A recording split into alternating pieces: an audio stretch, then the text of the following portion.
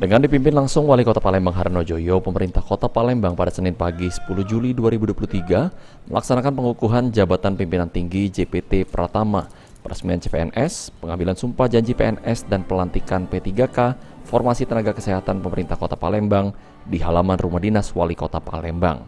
Usai kegiatan, Wali Kota Palembang Harno Joyo mengatakan selamat datang dan selamat bagi CPNS dan PNS serta P3K yang dilantik.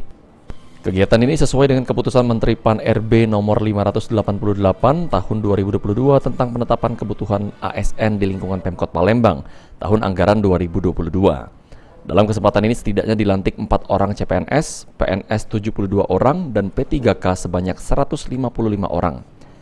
Dengan penambahan sumber daya manusia baru ini dapat membawa semangat baru untuk menjadikan Kota Palembang lebih baik. Diharapkan para PNS dapat terus mengikuti perkembangan zaman dan berinovasi di era digital ini guna memberikan pelayanan terbaik kepada masyarakat. Ini kita melaksanakan pelantikan pegawai pemerintah Kota Palembang, baik calon pegawai negeri sipil, PNS, dan P3K. Dan berharap dengan penambahan sumber daya manusia yang baru ini yang memang punya semangat baru, semoga Palembang ke depan akan lebih baik lagi. Saya ucapkan selamat datang dan sekaligus selamat bagi teman-teman yang tadi dilantik. Dalam kesempatan ini juga pemerintah Kota Palembang mendapatkan penghargaan dari Kantor Regional 7 Badan Kepegawaian Negara BKN Palembang.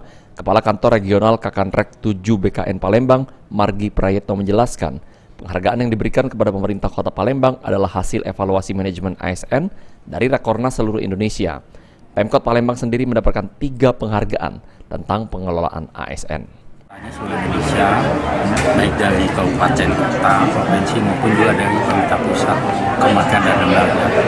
Nah, syukur alhamdulillah pada pagi ini Kanrek atau BKN 7 menyerahkan 3 piagam penghargaan BKN kepada pemerintah Kota Palembang. Sandi Pratama, PAL TV.